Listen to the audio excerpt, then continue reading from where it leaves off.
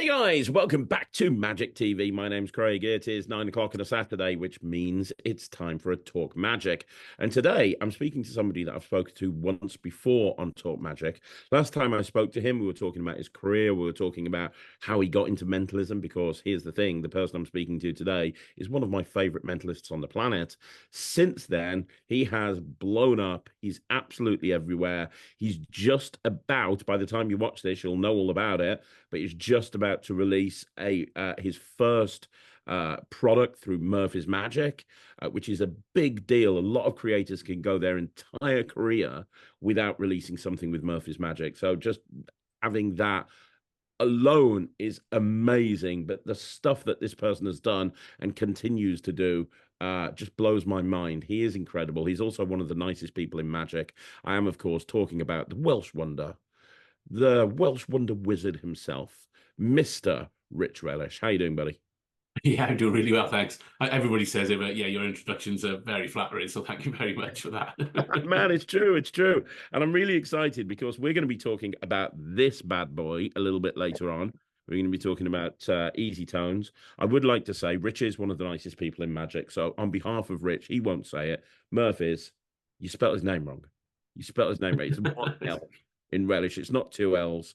Murphy's, you suck. I'll tell them. I'll tell them how he feels. He's too nice to say it. Murphy's, sort it out. But other than that, how have you been doing, Rich? You okay?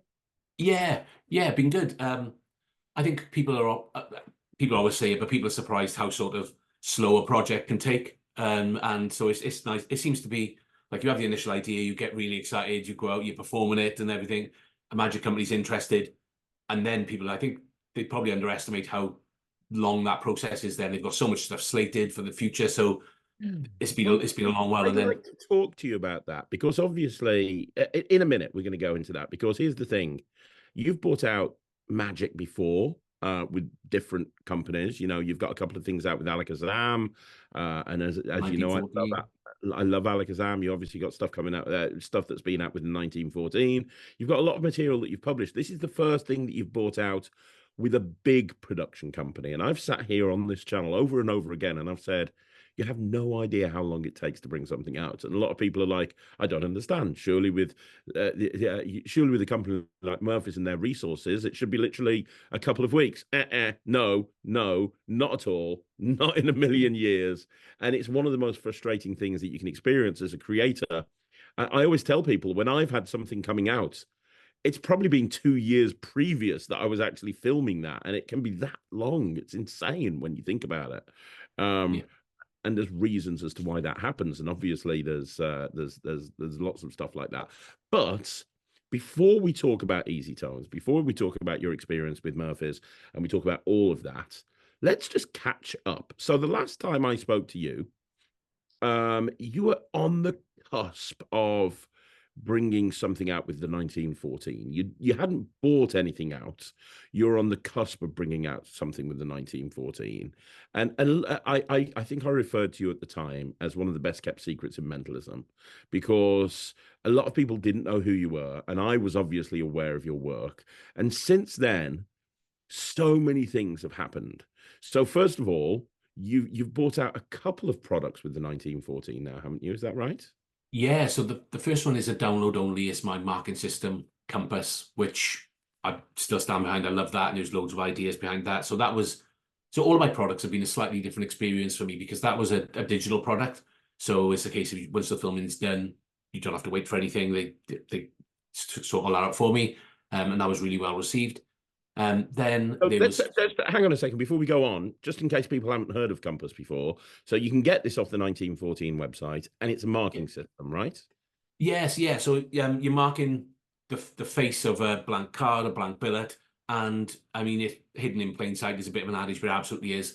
And you can uniquely identify up to 20 different billets using the system. Wow. Um, yes, I'm really proud of it. I released it as a PDF privately myself a long, long, long time ago, when it was called Juncture back then. But then, yeah, shared it with D, Jack, and Lewis, and yeah, they liked it. So yeah, we're on there, put loads of ideas. I use it for a sneak thief style routine. And there's a reason why it's called Compass, which is explained in the main routine on there, which I'm not going to go into too much detail now. But yeah, it's had quite a lot of good reviews as well. So that was a few years ago. So many things that you can do with Mark billets. I mean, there's so many, and obviously there are other options you can buy. You know, TCC bought out the Mark billet system that you can buy, but I mean, having the ability to mark a billet up on the fly and also have it so that you can very easy and clearly read it and know exactly what's going on. That's worth its weight in gold for a mentalist, as far as I'm concerned. Yeah, definitely. Lots and lots of applications, and it's very easy to do, very easy to read, very clear.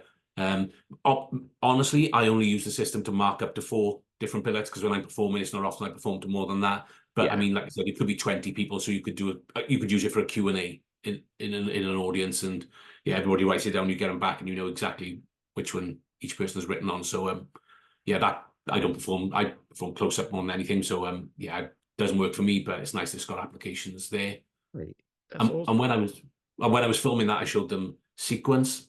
So Sequence is my ESP cards with his rows of ESP symbols on there. Well, I Um, remember reviewing that, and I'll tell you something. Ryland has that. That's his main EDC. He has his little wallet and he has stuff in there. And literally, if you met him and he wasn't at a gig and you said, "Show me a trick," he'd pull sequence out. It's like his favorite thing. I haven't done it. I think I said in the review, it's not my style. I don't think I'm yeah. strong enough a performer to be able to pull that off because I'm not a mentalist. I dabble with mental magic at best, but I'm not a mentalist. Neither's Ryland. But I mean, he just loves that trick, like just Well, loves it. I took something from Ryland as well because when I watched his review of it, he did something where um, basically people need to say the symbols back to you, and it was either he basically got the person to slow down the reading back of the symbols by it was either clapping the hands or clicking his fingers in between to get the pacing right, which makes the method easier. And so that's what I've been using from now on. And the other week I lectured in a magic circle and I mentioned that because and I credited Ryland because I think it's an absolute brilliant. Honestly, I reckon it's a brilliant idea that makes not some people will say things slowly, but for the people who are going to rush through it, you being in control of the timing just makes the method so much easier. So Mm. yeah, you'd have to thank him for that. But I yeah, absolutely full credit to him for that as well. Sick. Yeah, he loves that trick. And it's nice to have something in your wallet that literally takes up no space. It's a credit card slot. That's all it Yeah. is. It's a credit card slot, and you can literally take this out and you can do it anytime, anywhere. I mean, that's great. That's Yeah, and really. so yeah, so then there was that. Then I think the next thing And I probably did you enjoy your because you know one of the things that I get asked all the time on this channel is, oh, what's it like working with various different production companies? And you know, a lot of people just work with one, and as you know, I whore myself out to anybody who'll have me. And you're doing the same. So, you know, did you have a good experience with the 1914? absolutely. Yeah, the first time I was up there, they got a few of us up there together. So Ian Bailey was doing his Coffee Hero. Dee was recording the I can't remember what they call the Hofzinser cards, the Hofzinser ESP cards, and Adam Dadswell was filming some things. So that was really fun. There were loads of us there at the same time. Um, and I mean, I drove up. It's Northampton. It's not that far from South Wales. Yeah, but I've worked with those on a couple of ideas, and then I had easy tones at that point. I showed some of them. It wasn't the product it is today. And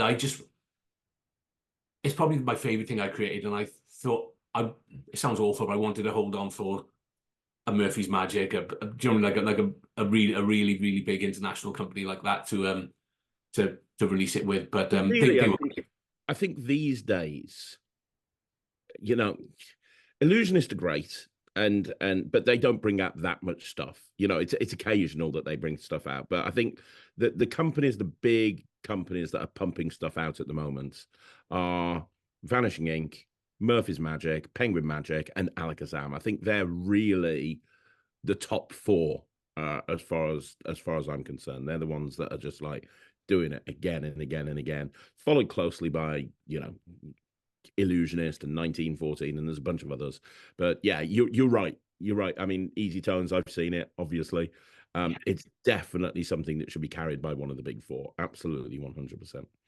and then I just happened to we met up with Lloyd locally for a jam and showed him, and he was very, very excited by it. So, I mean, and it does help having somebody local. I mean, like he's what, 20 minutes on the road, something like that. So, yeah, that absolutely helped. But when somebody from a big company expressed an interest, then I was like, yeah, I'm absolutely happy to work with those. But of course, in the middle, I put some courses on the Netrix as well for Well, people yeah, getting let's into talk about that. I mentalism. mean, I'm honored that you're on the Netrix. I really am. And, you know, some of your courses are some of the most popular on there because we don't have many mentalism courses on the channel. We have a few and we're growing it, but obviously, you know, you're leading from the front with that. And I was so delighted when you came on the Netrix because I tell everybody who listens, you're one of my, if not my favorite mentalist because and I've watched you perform live, obviously, many times. And I just love your relaxed performing style. You know, a lot of mentalists, they pretend to be somebody they're not. Like the amount of times that I see somebody and they say they're a mentalist, and when I'm talking to them socially, they're just chilled and they're relaxed. And then when they walk over to a group, they turn into Darren freaking Brown, and it's like right. And I see so many mentalists do that, and your style is very much you are who you are. You know, it's very conversational, it's Yeah, very relaxed, it's very friendly. There is very little difference between Rich the man and Rich the mentalism performer. yeah, And watching the reactions that you got, because I was obviously there on the shoot with Easy Tones, and we'll talk about that later on. But watching you do the live performances and people, I said this to Lloyd the other day. I said one of the things that I found very interesting about Easy Tones and specifically about your performing of it, you don't often see people react that way to mentalism. Like I know, like I release quite a lot of products and I always do live performances, and the best reactions I get are to magic tricks mm, because magic kind of elicits that reaction.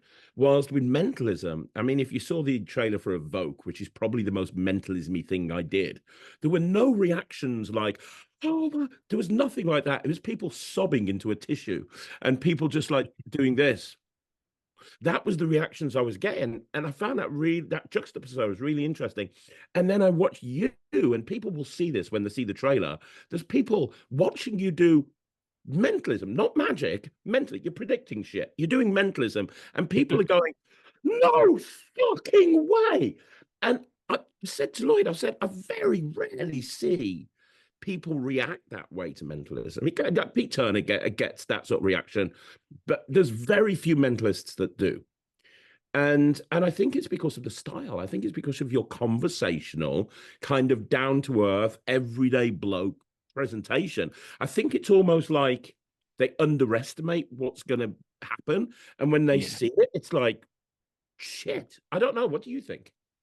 yeah. But it was always important for me to first of all choose a style. I think there was on the old Max Maven Bewave explanation. He said, right, make a list of all the different perceived ways you're getting this information, and then that's going to be your process, and move on from there. So for me, the psychological side worked better. I'm not a good enough actor to go down the psychic route, and plus, people who know me, my full-time career as I work with data, so looking for patterns, looking for trends, looking to analyze things. So it kind of bleeds into that as well. And so that's why, yeah, the psychological route works for me. So going to somebody and saying, yeah, it's going to be some influence, it's going to be taking advantage of knowing what people are likely to say.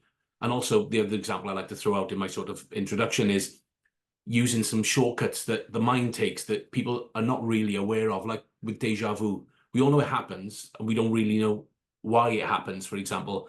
And so, yeah, very conversational, not confrontational. That's important for me. I don't. For me. It can never be, look what I can do. You can't do this. And you're never going to get people on board there. So, yeah, conversational, light-hearted, nothing too deep. I'm not asking them to put down names of loved ones who passed away or anything like that. So using some interesting props to help get people engaged, and then ramping up the impossibility throughout the set. So starting with something maybe 1 in 2, 1 in 3, then using maybe like a dice with 1 in 6, and then by the end you're doing a drawing duplication, and next thing they know, yeah, they've got nowhere to backtrack that. So yeah, that's my sort of ethos. Yeah, trying to be very Yeah. conversational. At the end of the day, I think 9 times out of 10 when I perform, you're going up to a group of people, interrupting them. Sometimes they know you're there, like at a wedding or a bar or something. Sometimes they don't. So you've got to get them on side quite quickly. And the easiest way for me to do that is to appear, yeah, likable sounds big-headed, but you know what I mean? Quite relaxed, quite just, do you mind if I pull up a chair? I'd always rather sit next to people rather than stand and perform to them if I can, because my pocket management allows that. So it just sort of gets you in with a group. And yeah, maybe you're right. I never thought of that, but maybe it does lead to people underestimating you a bit, and then the And I effects. don't mean that in a negative way at all. I No. don't mean that in a negative way, because I've seen, I wish I was able to get the reactions that you get to mentalism, and I just can't. It's incredible, and that's the only thing I can think of what it is. But yeah, I was speaking to Lloyd the other day, and I was like, the reactions he gets on that stuff is just next level, and people will see that on the trailer. Like, you're just going into bars, you're going into weddings, you're going into all these different places, and people are just like losing their mind. Like, the trailer Something is else. just it's just a collection of people going, how come I'm watching right now? Yeah, and something else I think is quite important as well for me when you perform into a group is I'm not forcing the tricks at them. Like if a conversation breaks out or a funny moment happens or a joking moment happens, you just react and go with it. It's not right. I've only got this many times, so I'm going to go there and I'm going to force my way through these 4 or 5. But with one group, and maybe I only get halfway through the set before I've got to move to the next one. That's fine. It's just very much going with the pace that the audience allows you to set as well. So yeah, you've gone in, you've entertained them. Maybe it's gone a little bit different to the next table, but yeah, just not right. Sorry, right. So straight onto the next trick, straight onto the next trick. It's just feeling comfortable enough to go with that. If a kid comes up to you at a wedding, can I show you a trick? I've always got a pack of cards on me. No doubt that's what they want to do. Yeah, absolutely. Yeah, come on, show me. And just trying to, yeah, just trying, yeah, likable, I think is the word, and feeling comfortable. Yeah, totally agree. Totally agree. So I have an agenda with this interview. I want to do 3 things. Uh, Okay. so we've talked about kind of leading up to easy tones. So first of all, I want to ask you about easy tones, what it is, and I'm going to try and get as much. Bearing in mind, for the last 12 projects I've brought out, I've just completely exposed them on the internet because I'd rather be completely honest with people. I want to try and get as much information out of you as I can about this, Yeah. because I think it's amazing. So first of all, I want to find out all about easy tones. Second of all, I want to find out about your creative process behind easy tones, because a lot of people on this channel ask me about the creative process. And then finally, I want to know your experience of working with Murphy's Magic and what it was like, and how you pitched it to them initially, and how, now you're kind of almost at the end of the journey and it's about to be released, how your experience has been with that, because I think that's kind of really interesting stuff to talk about. Yeah. First of all, Rich, easy tones. What is it? Uh, I suppose the elevator pitch, it's a deck of color samples. And I kind of, and this isn't the elevator pitch straight away, but as I'm presenting it, I'll show people the deck and I'll say, oh, it looks a kind of bit like the paint charts you'd see at B&Q. And they say, oh, yeah, yeah. And I say, but it's not. I say, what it is it's a tool for graphic designers, because so many people design things online that when it comes to printing them out, the colors on the screen don't always match the colors that are printed. So this means that if they select this code, they know they're going to get this color. That's how it looks on the screen, but they also know what it's going to look like when it's printed out. And also it shows you the color schemes, which shows you what colors look good with each other. So I found presentationally, that works for me in terms of saying, oh, this looks like this, doesn't it? And I say, yeah. And I say, well, actually, it's not. It's this as well. And oh, right, okay. And so that's how I introduce it. And yeah, so that's what the deck is. They're a deck of color samples. Each card has got the name of the color scheme, and then 4 colors that complement each other, and the code, let's say the code, the alphanumeric code, which represents the color, the names of the codes, and yeah, that's essentially what Easy Tones is. It's a 40 card deck. We've obviously, it says Evershades on the back. We've gone for a different name, so any Googling, etc., shouldn't reveal Yep. the method. And yeah, it's just used to do different mentalism routines. We'll get into some of the methods in a bit, I'm sure. But as I've said in the trailer, for me personally, colors is a very, very interesting thing to perform with.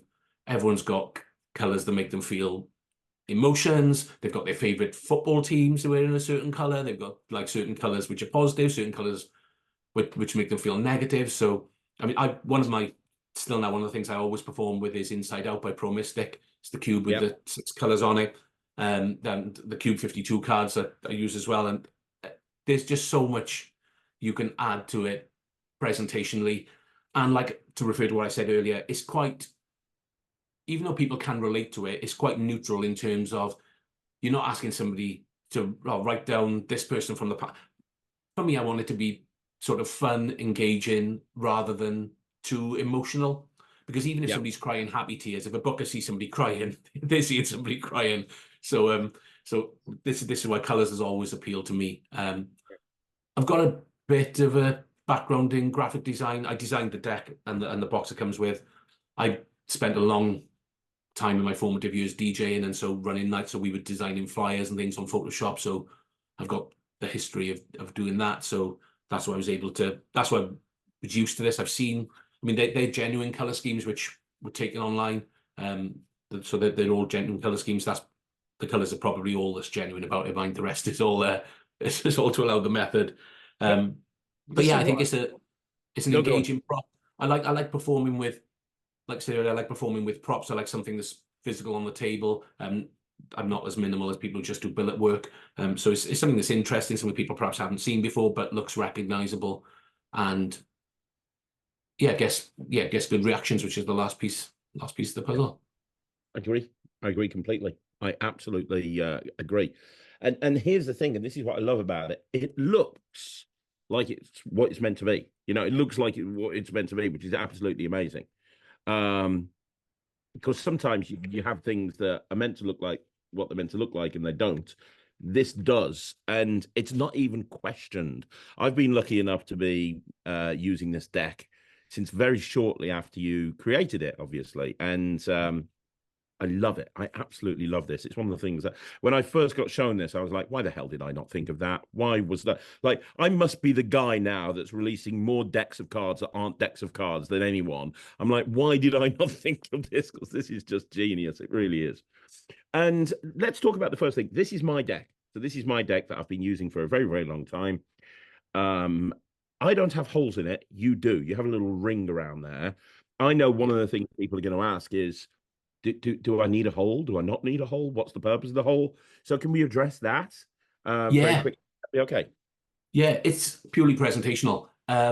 So in fact, I'd probably recommend when you start not using the hole, because the deck comes with a box. On the box, there is a crib for some of the method. And the minute you put the holes in the card and the key ring, they don't really fit in the box anymore. So if you at the stage when you're still, and don't get me wrong, there are routines to do with no memorization, but if you are using the cribs, and there's also an alternative crib on a card, so we've got you covered. But if you want to use the box, then I wouldn't do this. But for me, it just adds towards some of the realism. I like the way it hangs when they spread, so people can see the colors quite nicely. And then I have to give them a shout out. So because I noticed the end card was just getting a little bit beaten up around the hole, so Tony Antonio, the mind hacker, I got him to do me a custom case which can hold, oh, that's the wrong way around, which can hold the cards and still fit that in nicely. So this doesn't come out of my pocket, but I'm able to, because I think it looks a bit strange. Why would you have a leather holder for that? But I'm able to reach into my pocket and just pull them out, and then they come out there, so they just stay nice and protected. In the explanation, as you know, we even go into explaining how the best way to do the holes are. There's a hole punch from Hobbycraft to make sure they all line up, just because it makes it look a little bit more professional. And this is just an easy release key ring. So it just comes from, I think it was from Amazon, a massive bag full of them. And it also means that it keeps the cards in the right order. So even though they're not in a box, you're never gonna change the order of them, which is important for some of the method. So you absolutely don't need it. I know it's something we disagree on. You like the cards as they are. I like them like this. So yeah, it's absolutely down to personal preference. And that's the nice thing. You can interpret this deck in so many different ways. And use it in so many different ways. Now, the basic trick behind this, the basic effect, if you were going to do the bog basic effect, and I know there's a ton of stuff on there, and we'll get to that in a minute, but the bog basic effect is having somebody pick a color apparently completely randomly, freely, because there is no force, which is beautiful about it. And each card, I don't know if you were picking that up when you were looking at them, each card's got four different colors on it. So each card has, so let me just show people so they understand. So for example, this card is Sun and Sky. So that's like the name of the collection of the colors. But then there's four different colors on there, and each color has a different name. This one here is cheerful, and again, each one has four different colors on there. And they could literally go through and see different colors, different colors, different colors. You know, I'm spreading through the deck now. You can see completely different. There's no force. They can pick any card. They can look at any color, and you'll immediately know what color they're thinking of, like immediately. And that's a combination of methods that are going on right there, right? Yeah. So, but it means that for that bog basic effect, there's not really memorization, there's not really any fishing, there's not forcing. You literally can just boom, tell them the color they're thinking of. And there's a few, I mean, I don't know how comfortable you are talking about methods. I'd like to get into it because as much as we can, because I think if people realize just how bloody clever this is, everyone's going to want to pick one up. Because when you showed me this and you showed me that basic effect, you fooled the ever-loving shit out of me. And I think one of the reasons was it's not one method that's being used to get to this thing. It's a couple of methods, including this. And the fact is, this here is a marking system. But you could look at the back of these all day and you wouldn't see that it's doing anything. But even though it's a very simple, plain back design, that is telling you everything that you need to know. So I'd like to get into method as much as we can, just because I Yeah, I'm want people happy. to realize just how amazing this is. So over to you. If we're going to do just a basic effect, and we'll talk about all the other stuff on there in a minute, but if we're going to do the basic effect, what would people need to know? How does it work? Because it's so clever, Rich. So essentially what you have with the Easy Tones deck is a 50-50 deck. So there are 40 cards, 20 of which have one method and 20 of which have the other. So the first 20 cards, which absolutely can be shown very freely, all have completely different colors on them, completely different names of the color schemes. And this is a stacked marked deck utilizing the long word principle. So the longest color on each card will follow an alphabetical stack. So amethyst, burgundy, camouflage, driftwood, Egyptian. So we know that if somebody takes a card from, if you spread the top half, somebody takes one of the cards, you direct them, and we go through on the DVD how to direct them to think of the longest color. You're going to know what it is by one of a few methods. So either, yeah, the back is marked. So what we've done with the back is there are purposely 10 letters in ever shades. So there are 20 marked cards. So each half a letter is colored in black to tell you what the card is. Genius. And because they're stacked, you don't even need to read the marking as they're taking one, because the marking of the card underneath it will indicate what it is. So for example, if they've taken this card, I'm looking here and I can see A, B, C, D, E, F, G. So that's going to be goldenrod is the longest color. So, and again, because it's stacked, when somebody takes a card, you can cut, look at the longest color on the bottom, which in this case is kaleidoscope. So the next one's going to be L for leathery. So much like the same way as any stacked marked deck, that's what happens with this half. And the box that you've designed, it's worth noting, has a crib built into it, and you just can't tell. But down here, if you have a look, you've got all of the names of all of the colors in the long word principle, but they're alternating. So you've got A at the top, then you've got second one down is B, then second one down is C, second one down is D, E, F, G, H, I, J. And then it goes back up here to K, L, M.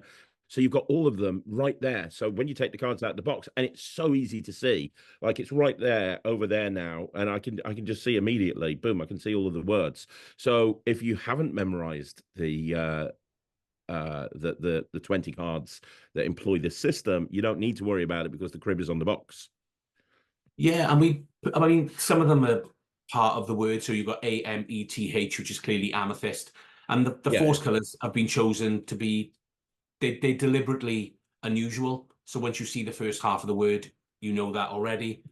And we've also put in, so this is a crib card as well, which you can just, so that's all of the long words, but it's made to look like one of the other cards. So there are some routines where this can float in the deck and it can be hidden there, or alternatively, it can be in a wallet if you're going in to get a billet and you need to look where it is. And the fact there are 4 sections and 20 words means you know that A to E are on the next one. And then, so if you're looking for, right, what's the one for letter S, it's going to be down towards the bottom of the card. So even that helps you speed up the time to recall that. So yeah, there's plenty of cribs, but the words are deliberately unusual to help the memorization process. But you know what it's like when you're learning 20 things, there's always going to be 1 or 2 that stick in your mind or don't stick in your mind. So that's why there's plenty of cribs for the people who need to use them. But I said earlier on, there's no memorization. And the beautiful thing about this deck is there's multiple methods being employed at the same time, which allows you to go in so many different directions. Am I right in saying that?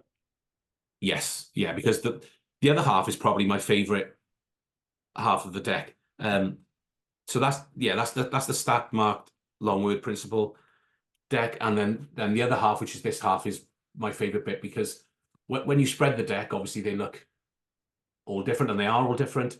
But if we spread it this way around, you'll see that they're all called almost modern, and with a bit more sort of scrutiny, you'll notice that they've all got the same 4 named colors on them. So this is our forcing deck. This is the other 20 cards, and we've deliberately called It's a forcing deck where it doesn't look like a forcing deck and that's the genius thing. All of the cards are different. Find a forcing deck where you can spread it out and show all of the cards as different, but immediately they're going to have a four. It's genius, man. It's genius. Yeah, and so we've deliberately given them names which don't look out of place with any color as well. So almost modern is suitable to all the color schemes. Obviously, if that was wintry reds or something like that, it's not going to work. And the 4 force colors then, reflection, plate, candy, and punch. They're all vague. And one of them is obviously deliberately longer than the other, reflection. So if you're asking somebody to choose a long color, you've got the consistency between forcing the long word for somebody here and reflection on the other one. That lends itself to the routine I do most of the time, because you can have the one person who picks a card from the force one is your direct mind reading, because you cut the deck and see what they get. And the person who takes the card from the force bank can be as a prediction in an envelope on display from the beginning, because you know they're always going to choose reflection.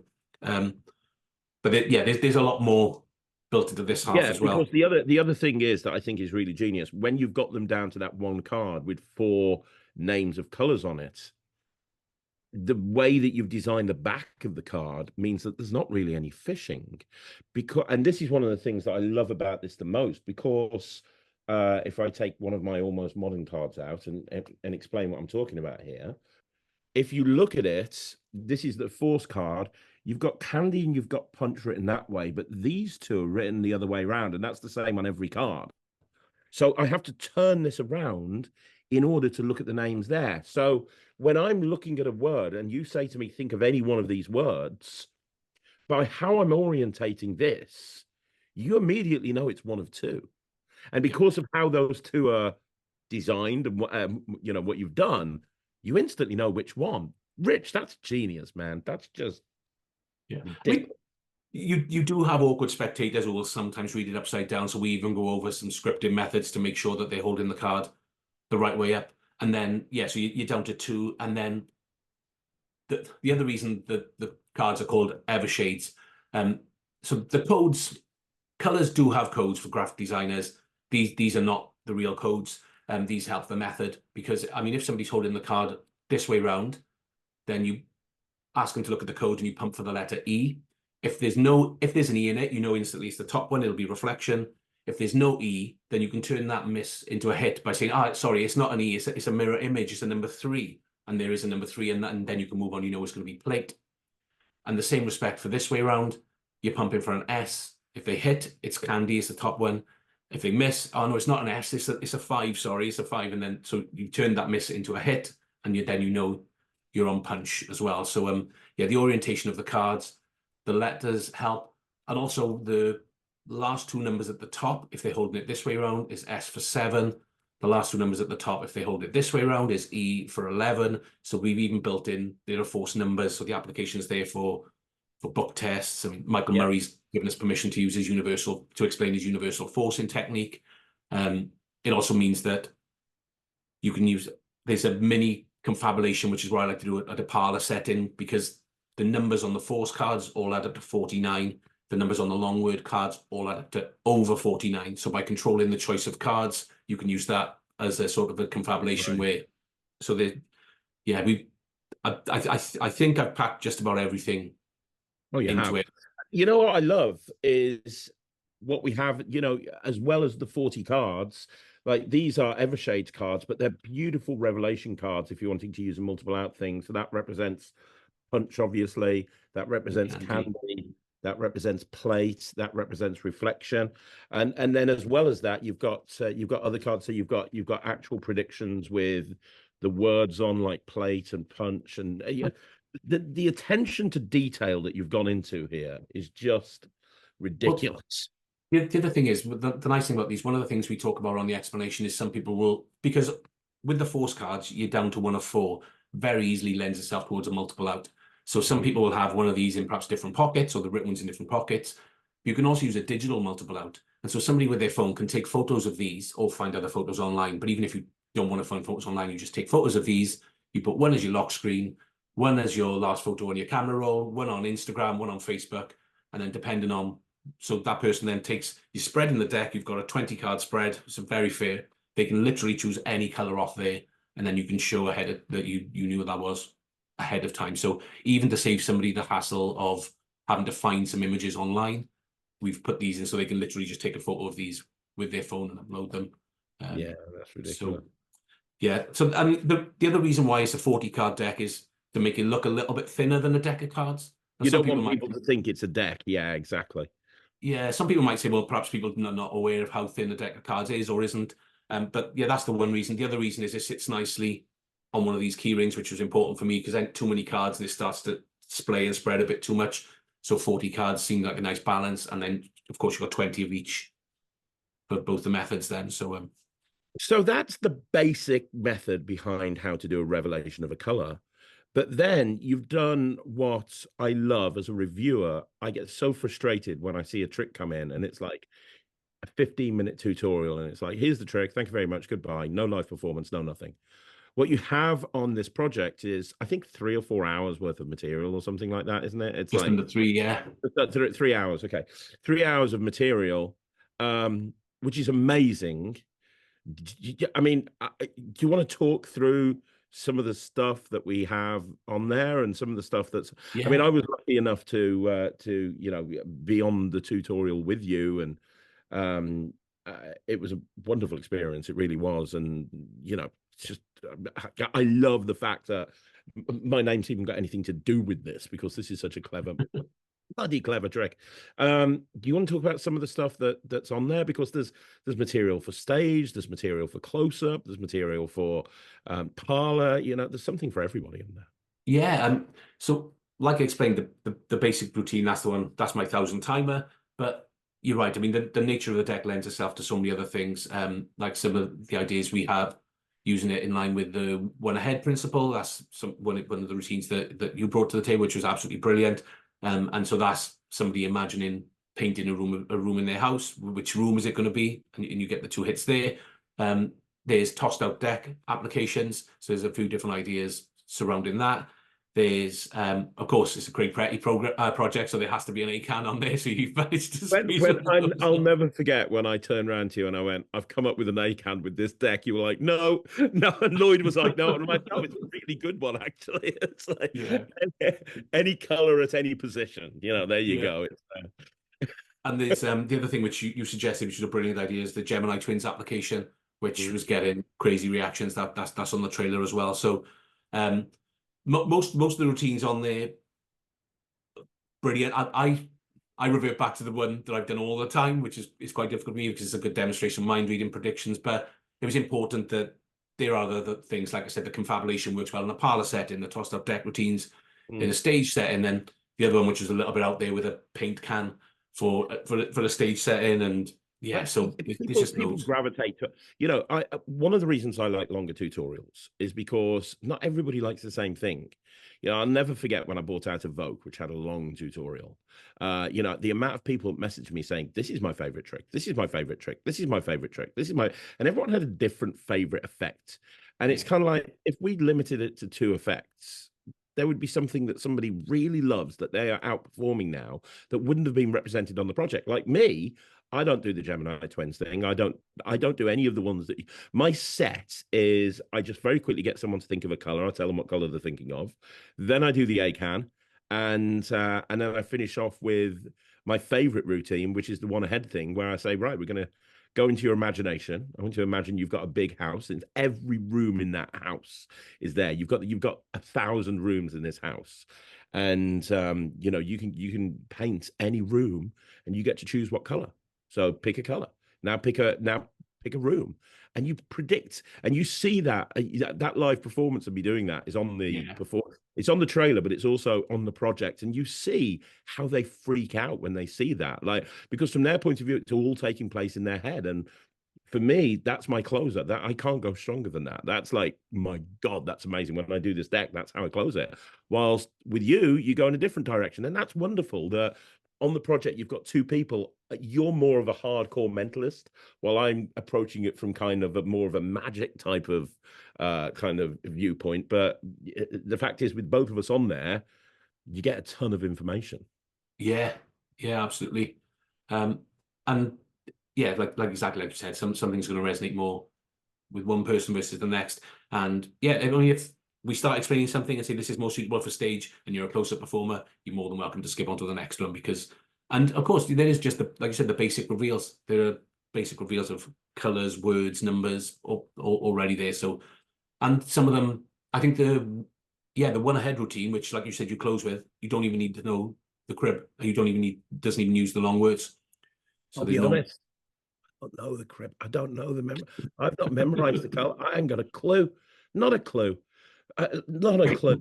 I don't use that thing. Not at all.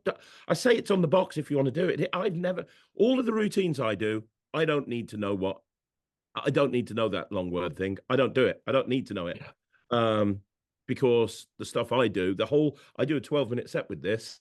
And with that 12-minute set, I don't need to memorize anything. That's why I can very confidently say there's no memorization, there's no forcing, and there's no fishing because that's my routine. When I do this, and I'm going to do a Matt test on this, and I'm going to do that exact routine on Matt, and I'm going to blow his tits off. I'm not even using the crib or anything in there. It's yeah. yeah. Oh, I think those 20 words are etched in my mind over the last 4 or I can 5 imagine. years, I can so imagine. they're not I going can anywhere. imagine. So I can imagine they are. Okay, right. We've talked about how amazing this is. We've talked about how everyone should pick it up and how proud I am of being on the project. Um, can I discuss? I mean, we're filming this now, and it's not even been announced to the Magic community, but it is coming any day now. And I have a feeling that we're going to have, or you're going to have this kind of compared in a way to Gradient, which came out a couple of months ago or a few months ago by Adam Dadswell. So, as people are going to compare it anyway, let's just address the elephant in the room yeah, and just kind of discuss Gradient really quickly because obviously on the surface, based on two trailers, they look very, very similar. yeah, Um, and I know that we're going to have questions about this. So can we address that? yeah, definitely. And it's already been raised. So Lloyd put up a photo of the box, and on one, I think it might be Magicians Only, one of the Facebook groups, somebody's already mentioned it. And there's no bad blood at all between me and Adam. Like I said, we've worked together, we've known each other for quite a few years now. And yeah, so we were at filming with the 1914, and that's why I showed everybody Easy Tones. And he was well, everybody was really positive about it. I think that was around the February time, around the Christmas time. We had a Zoom jam, and he mentioned that working on some color swatch cards. And he asked me to get involved. I was more than happy to get involved. I think that what he described, which then became Gradient, is absolutely different enough to Easy Tones. I helped him with some of the card names and some of the principles, and we discussed a few marking systems, etc. And yeah, he was nice enough to come to me and say, look, you happy that that's different enough? And so he double checked, he did everything I could ask somebody to do. And yeah, I obviously I stand behind Easy Tones. I think the breadth of things it can do is a little bit wider because they both involve a stacked marked deck. But of course, you've got the other half then, which allows us to cancel out the methods, etc.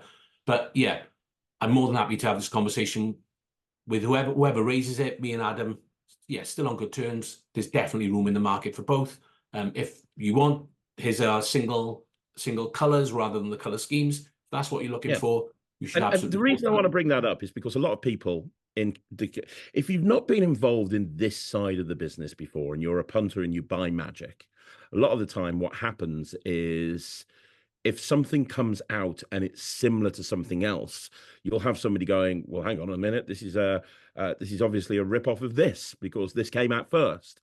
To be clear, just so everybody is aware, and I love Adam Dadswell. I think Loki is one of the best tricks that I've seen in the Yeah, last year. I think it's amazing. I think he's a very clever performer, and I really want to go and see it. Matt's seen him lecture. I haven't. I'd really like to see him lecture. But to be clear, when it comes to gradient and easy tones, you developed easy tones first.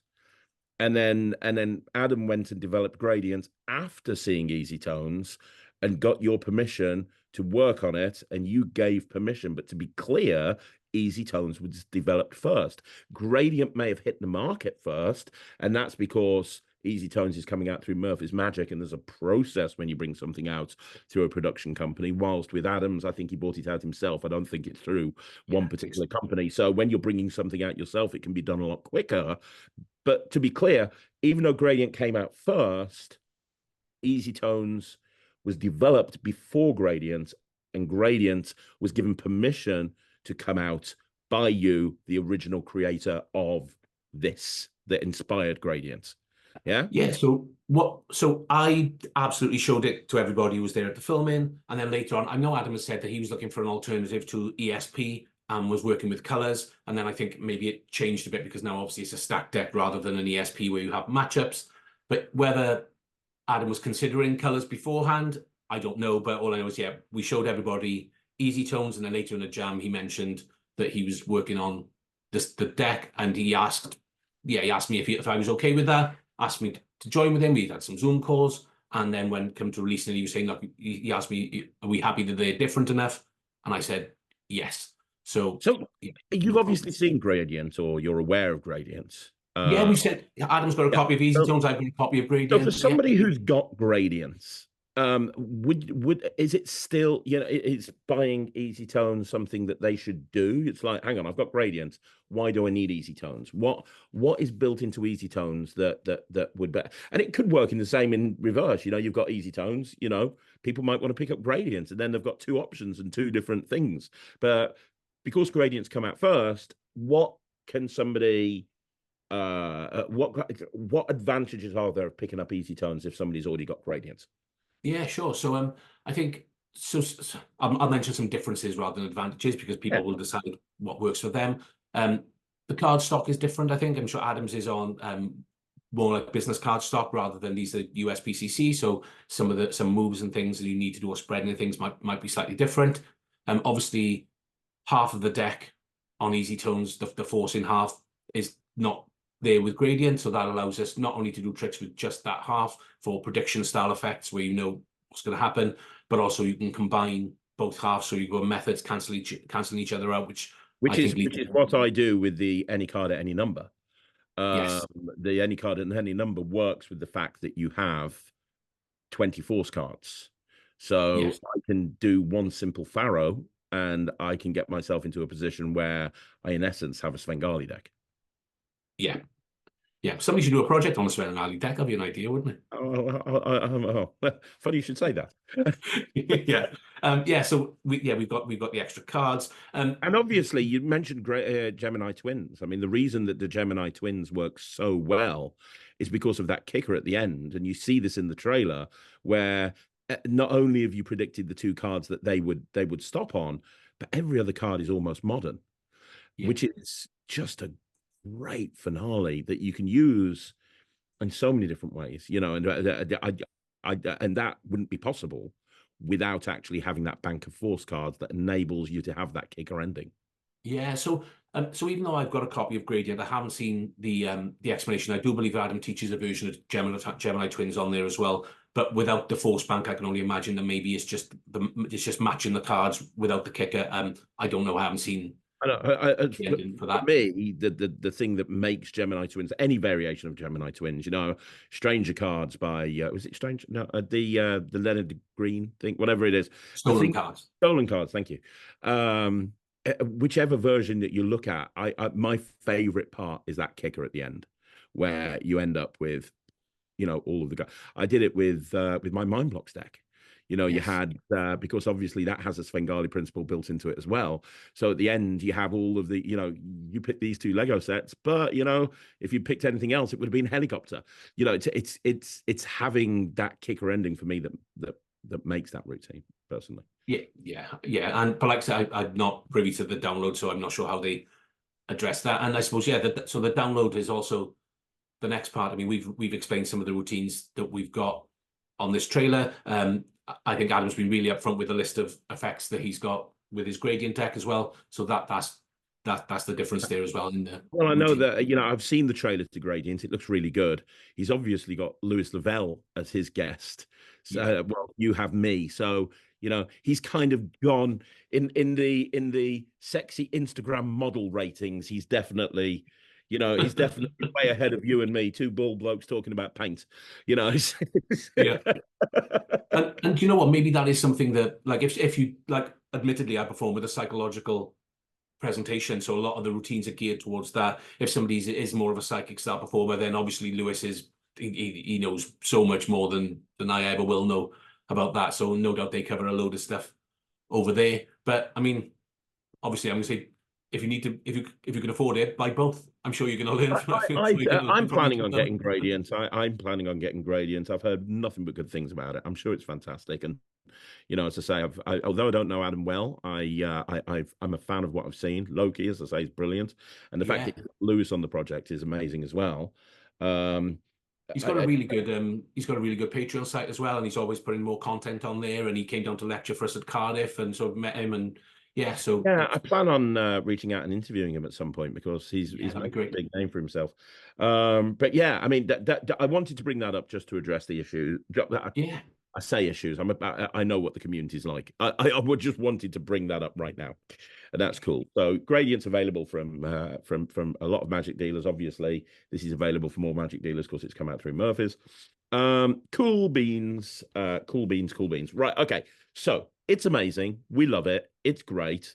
It's probably the best thing that you've ever released. I have a feeling that Easy Tones will become your thing. I was having this conversation with somebody the other day, and basically it's the whole concept of there's a certain trick that creators create, and it doesn't matter how hard they try, they're never going to have something that has the impact. Like for me, I think it's chop. No matter what I bring out, no matter what I do, everybody's like, "Oh, Craig Peck, mate, the first thing that you name when you think of me is chop."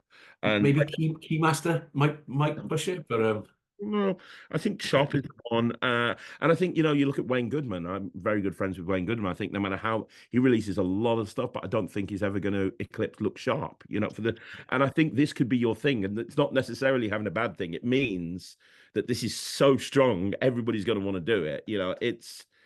It's brilliant. It's absolutely brilliant. Let's talk very quickly about your creative process. How did this come to be, if you don't mind me asking? What was how was the development of this? What made you kind of get to this point? the, I suppose it all started, like I said, with graphic design and seeing color schemes and seeing them about and thought that there's potential there. So I'm a big keeper of notes on my phone, so there were notes kept there, and I genuinely don't. So the first development of the deck just had the force half, and the rest were in different cards, and you would just literally control where they picked one. And I don't remember how, because quite a few years ago, I don't remember how I decided this would be great. We could have just a force deck, which would look different, and then they'd all be the same. Then there was a release, I want to say Mana by Louis Lavelle. There was definitely a Louis Lavelle release where the orientation of the back clued you some information. And so I thought that's really good. I can use that. Yeah, I think it was that one. And so that came along. And so that's how the product sat for quite a while. And then it was only really through conversations with yourself and Lloyd, we're like, look, there's half a deck here. There's absolutely potential.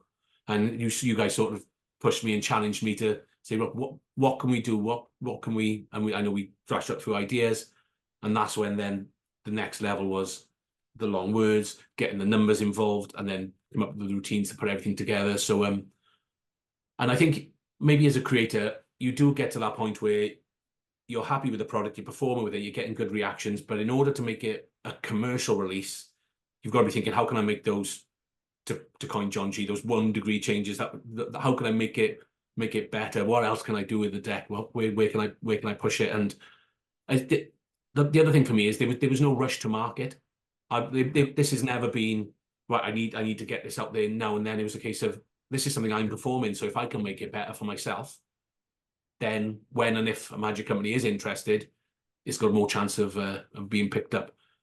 And yeah, so that's how that came about. Generally my creative process is very scattergun, just notes from here, spotting something on social media, making a list of this, and then every now and again going back over my notes and thinking, oh, okay, that's interesting. Well, what if we could use this from over here and this from over here? I think creativity is like a muscle. The more it happens, the more you allow it to happen, the easier it gets. But just taking lots of notes about everything, and it also does help if you're well read as well in magic, so you understand what's already out there, and what new things are coming out. And then yeah, so I haven't got any sort of new special way of developing creativity.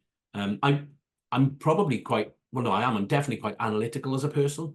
Like I said, my background is within data and coding and things like this, so I'm not particularly good at drawing or painting or music or anything like this, which is people normally associate with creativity. So for me, it's approaching things from a problem-solving aspect, and then looking for, oh, okay, so that's interesting. I wonder if we could use that as a magic square. I wonder if we could use it as, and next thing you know, you take these routines, you change them, and then they become something of your own. That's great. That's really cool. Very good advice and insight. Also, let's talk about what it was like working with Murphy's Magic, both in terms of getting them to agree to the project, and then what it was like working with them up until the point that we're at now. Because let's be honest, working with Murphy's is a kind of, they're the largest wholesaler in the world. It's a holy grail. You know, there's a lot of creators that will go through their entire career that are very good creators that will never release something through Murphy's Magic. And you know, you have very early on, and you know, I mean, you've put out some stuff in 1914, Alakazam, but very early on, you've put this big thing out, which they're, you know, just really pushing to the moon. You know, they've spent so much time and effort on the trailer and the box. Everything just looks beautiful. Tell me how you, first of all, tell me how you got them to say yes. And the one thing that I want to actually mention that I think was very, very good, and I've done videos before on how to pitch to a magic company. And one of the things I've always said is, unless it's almost impossible for you to do, you need to go to them with a finished product that you can show them. Because the amount of people that have said to me, oh, I pitched Penguin, and they said, no. Oh, what did you pitch them? Well, this. Well, did you show it them? Oh, no, I need them to make it. Well, what? Yeah, how? They don't know who you are. They don't, you know, you could very easily have gone to Murphy's and gone, okay, so it's cards and it's got different colors on it, and you're going to get them to pick a color, and you'll tell them what the color is, and it sounds, yeah, all right, yeah, it's all right. But you went to the trouble of actually making the deck and saying, hey, knock, knock, knock. Hello, is that Murphy's? Look at this. So I want to mention that's something you did, which is very important, but you take it from here, man. Yeah, that's something where I think perhaps the graphic design background was made things a little bit easier for me. I mean, don't get me wrong, they were still a pain in the ass to make, because for every card you've literally got the different shades, so all the different cards, all the different shades, all the different names, all the different codes, all notation. It was a grind just getting them all sorted, but absolutely worthwhile. And then got some prototypes done from makeplayingcards.com from China. So again, that takes ages. The delivery, because I'm not spending the 60 odd quid or whatever it is to get them expedited in a week. So yeah, you wait for it, and then it comes, and sometimes oh no, this isn't quite right, or I think I'll change this. So there is an inherent cost in prototyping. You've got to have a bit of money to get these decks set up and get it ready. But like you said, the difference was me being able, rather than me being able to explain a trick to Lloyd, actually being able to perform it and physically show him the props. In my mind, that made all the difference. And it was literally a conversation that we had when we were meeting up anyway, just for a general jam, and kind of as an afterthought, I was like, oh, there's this that I'm working on, and I was able to perform it on him. He's going to hate that. He's going to have people. I no doubt he's got people coming up to him and performing loads all the time anyway. But I think, yeah, performing a trick versus pitching a trick, and then after you've performed it, you can talk them through the method, etc. And for me, the initial part, yeah, that's what it's about for me. Get some prototypes made. Well, have your ideas, share your ideas with people if you've got a trusted circle, because that's going to help jump some steps along the way. Then get a prototype made, get out and perform it, and you'd be surprised how often then the different opportunities for routines, the scripting, it's all going to flow through repetition. And then it means that, I mean, like they say, when you're making your pitch, that it needs to be the best it's ever been. You can't be fumbling things, you can't be messing things around. You need to have everything drilled. You perform it, and hopefully then if they're interested, then they'll say they're interested and go on the journey from there. That's brilliant. That's absolutely brilliant. And you got the yes.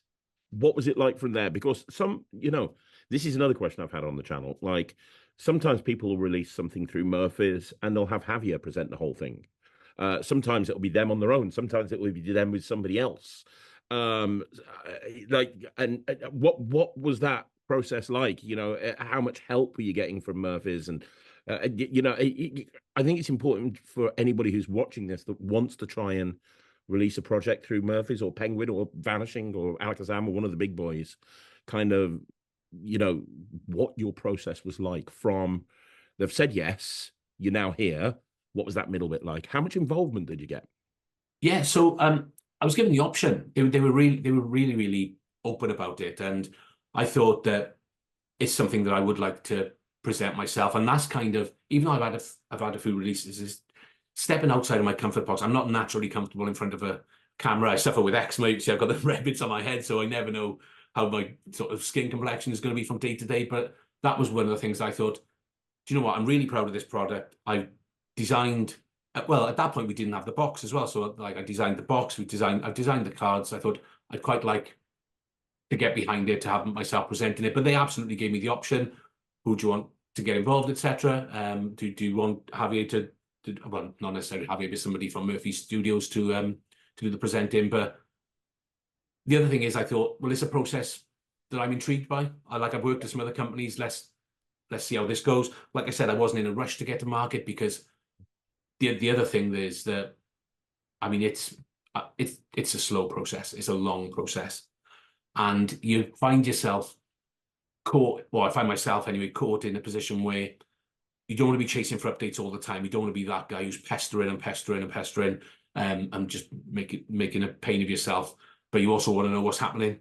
So it's a case of, right, so how long do I leave it? And of course, they're working on, I dread to think how many, like the company Alakazam, Penguin, Murphy's, they must have tens of tricks slated for the next however long. And then they've got their budgets to consider, how much things are going to cost. And then perhaps a new idea comes to them, which is amazing and shifts everything down the line. And so, yeah, it was a bit of a waiting game, but that was fine with me, because all the while I was out performing, refining, etc. And then obviously you helped me with organising the filming, so that was great.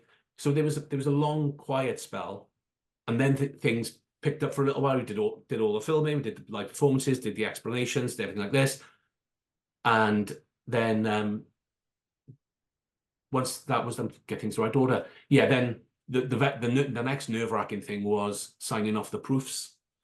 So you get you don't get a deck from USPCC saying, there you go, that's what it's going to look. Is that fine?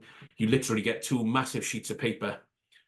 And when the orientation is so important for this trick, for pumping for the right letters and from this, and every code needs to be right, and that was a tense time, knowing the minute you say yes, they've spent the money and invested the money in these cards. so that is and that was nerve-wracking. And when that's been done, then yeah, there's a lead time to getting the cards produced, and they've got to get the boxes produced and put everything together. So what you find is there's spikes of activity with long sort of waiting periods in between. So you get the initial agreement, like brilliant, it's all gone there. You send all the explanations and videos and everything over.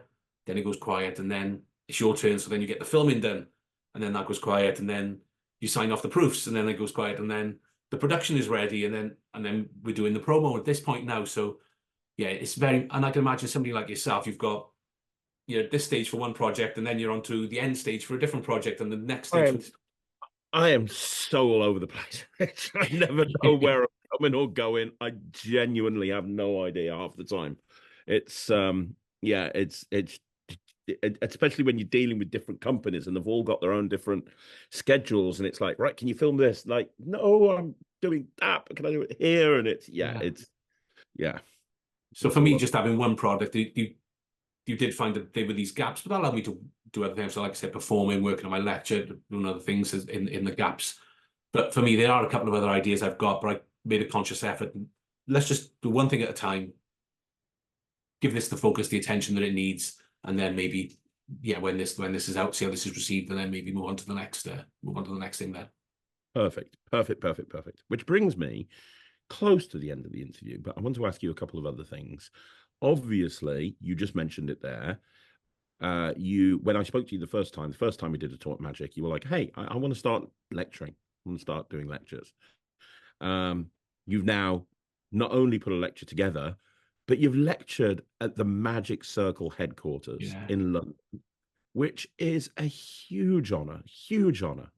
And your lecture was very, very well received. Unfortunately, I couldn't be there, but I've spoken to many people that said how amazing it was. I mean, that must have been a real buzz, right? Yes, definitely. Again, it's a time of excitement and nerves and everything. So as you can imagine, they booked up well in advance. So this has been booked since maybe, I think, in the start of the year, maybe the summer. So yeah, just the date crept, and I've kept it quiet, and then it was announced, which was brilliant. And then so we drove up. So Harry Harrington and Ryan from Cardiff Magic Society came up with me as well. And so we drove up, made a day of it, went into Camden Market, and then did the lecture, and it's very nerve-wracking. Like even as an experienced performer, still got to sit in front of your peers and present your ideas is something that I didn't think I'd get as nervous as I did. And I can only really tell how nervous I was because it just went in a flash. It just went so quickly. But it's kind of, I'm confident. I'm not teaching anything that I haven't taken out myself, so I'm confident in what I was teaching. And people have said, what's quite nice is different people have said that they liked different bits of it, which I think is always a good thing, spread.